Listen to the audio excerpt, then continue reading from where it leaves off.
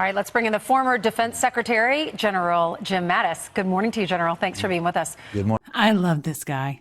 Now, I remember just recently what the fake news said about this poor man's book. And if you don't know how much fakery is in there, I suggest you watch this interview. The short of it is, this man has always been a stand-up guy. He's always given his opinion, even if you disagree with it, and he knows you'll disagree with it. He has not always agreed with Trump, and he has told Trump that. That's not a bad thing. That's called being a stand-up gentleman. It's also called not being a yes man. And who wants a yes man? What is the role of the military?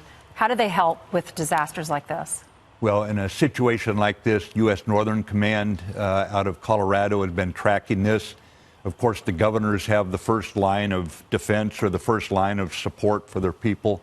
But there's one military official designated to be the governor's go-between. And when the governor goes to FEMA and FEMA can't fill something, the military will have troops ready, and they are now. But General, it's a daunting task. I mean, all the way from South Florida right up through the Carolinas, there was some... I'm glad they finally showed the shot. You could see some of it facing him, but this shot is much better. He always seems to me to be a nervous guy. Nervous doesn't mean weak, but just a nervous guy, like he's always watching. His legs are close together. His body is erect. Hands in front of him. He's made himself somewhat small and at the same time put himself in a position to react. And he's also tight, like a springboard. Suggestion yesterday could impact portions of New England as well. That's when you need the military.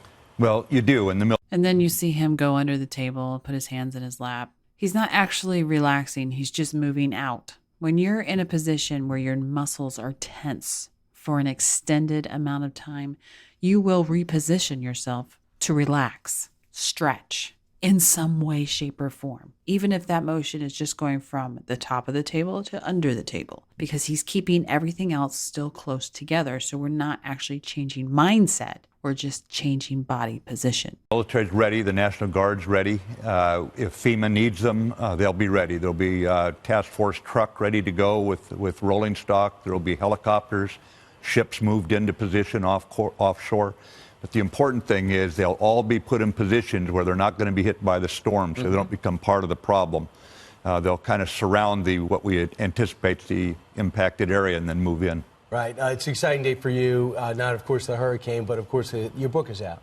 We're looking forward to seeing you. I know, for the most part, generals don't love publicity tours, but it's called Call Sign Chaos. You see him wiggling his feet. Now they're talking about his book. I don't see this as being anything other than humility. We don't see him ducking down and bowing down. We just see the body going inwards and making smaller. Yes, I did it and I'm going to own it, but I'm going to go small so the attention isn't on me. Bowing down like your head goes down and you make others above you is you trying to show I'm weaker than you. Be nice to me. Making yourself smaller but still giving that good eye contact is still a mindset of strength, but trying to not get hit with all the publicity. Learning to lead. First off, where does the title come from? Well, I was always full of great suggestions for my troops. And on one occasion when I was a colonel, I was down seeing my operations officer with yet another outstanding suggestion. And I saw chaos written on his whiteboard. And when I probed him at some length to find out what it meant, he said, well, tongue-in-cheek, the colonel has another outstanding suggestion. And you see that follow through with a smile, a genuine smile. His truth in this little story has nothing to do with what the media suggested it was, this was his call sign for the White House. That became chaos, and I adopted it as my call sign from my irreverent troops.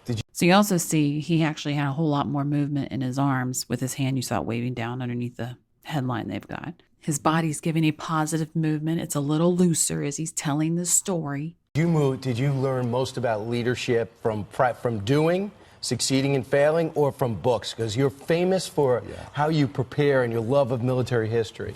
Well, that love of military history is also imposed on you by the Marine Corps, and they're not interested in your midlife crisis. They want you to study.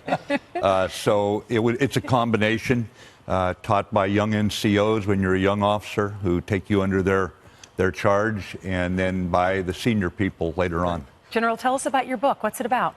He's much more comfortable talking about this as we go into his disagreements with Trump, you'll see a change?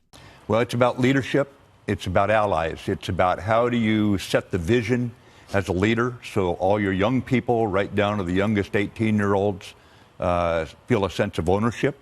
Because once they do, you can delegate the authority for decision-making to them. Well, one of the leaders you worked with most recently was the President of the United States. It's called Learning to Lead.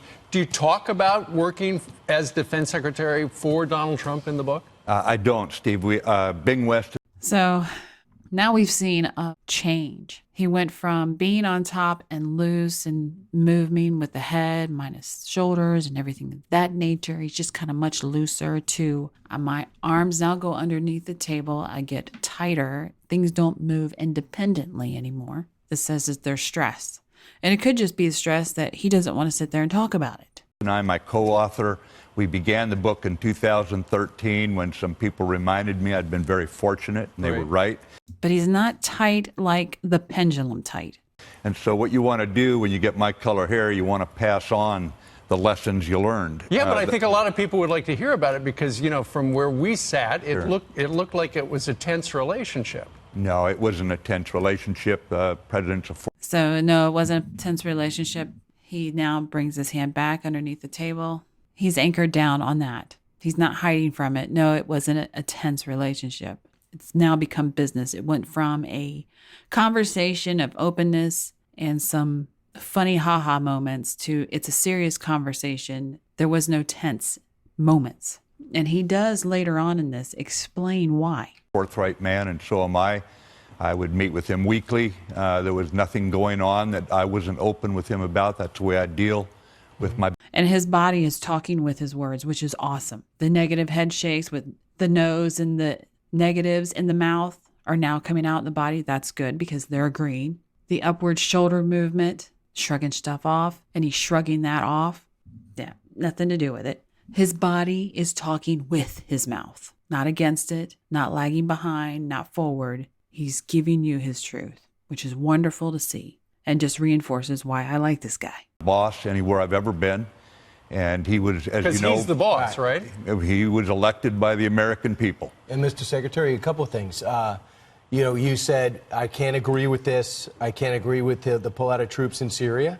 And the report was... Then he gives the positive to this. So he's saying, yes, I can't agree with that. Yes, I said that. One of the things you said is have your next Secretary of Defense be the one to lose to ISIS. Well, I maintain... And then you see the fall of the head and with the I maintain. He's not really proud of that. That's when you see the body go down. It goes down and he comes back. I want to get away. I'm not proud. I want to get away from that. Confidentiality, Brian, when I talk with the president, I would just tell you that... But you don't back away from that assessment, right? Well, I was asked to serve, and I come from, was raised by the greatest generation. And you came out of retirement. I did. I was enjoying life. But when you're asked to serve, Republican or Democrat, don't start wringing your hands and asking what to do in this way. Just roll up your sleeves if you're prepared. Go to work and do your best. It's very, very simple. How did you become a general? Tell us about your life. Where'd you grow up? Your family? Grew up in the Pacific Northwest. Spent a lot of time outdoors. A lot of time hitchhiking. The draft was on. The idea was that we'd all have to go at some point, and I joined the Marines. After a couple years, I decided instead of just doing my patriotic duty, I was going to stick around because I loved the troops. I loved their high spirits. I enjoyed the level of commitment. I always felt like I was co-equal with every Lance Corporal I had because they were as eager to do the job as I was. So you made it your career. One of the excerpts from your book I want you to expound on is this. The Corps recognizes that its success comes ultimately from those on the leading edge. This was the reason I felt misgivings upon each promotion.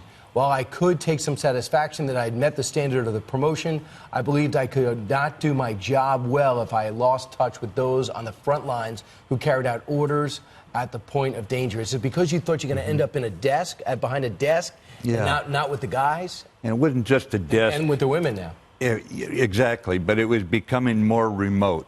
And the real satisfaction for any leader in business, on the shop, he needs to be out on the shop floor. For a coach, out on the playing field. I saw myself as a coach. I wanted to be out on the playing field where the lads are going toe-to-toe with the enemy, and I always was afraid I'm going to become one of those perfumed princes sitting back in the background, you know? Right. So you have to fight that, though. But you had the nickname Mad Dog Mattis, but, you know, we've heard you don't like that nickname. Steve, I don't know where it came from. We were reading the newspaper one day outside Fallujah during a battle there that was very rough. The Marines were fighting like the Dickens, and during a lull, we got newspapers. One of them said, "Where did this come from?" And he read the Mad Dog thing for the first time. He said, "We all know your call sign's Chaos." It must have been a slow news day. So are you saying that was Mad Dog Mattis is hashtag fake news? I won't go that far. I don't know if it's fake news, but it did. He's really smiling about this one. So it's not Mad Dog, it's Chaos. I actually kind of like Chaos a hell of a lot better than Mad Dog. If you'd like to learn more about analysing body language, there is a video course available on Mandy's website for Gold subscribers, where Mandy teaches more about her techniques of deception detection. There's also other content such as the Crime series and Interesting Minds series, available to both Gold and Silver subscribers. If you like it, please share and subscribe. Thanks for watching.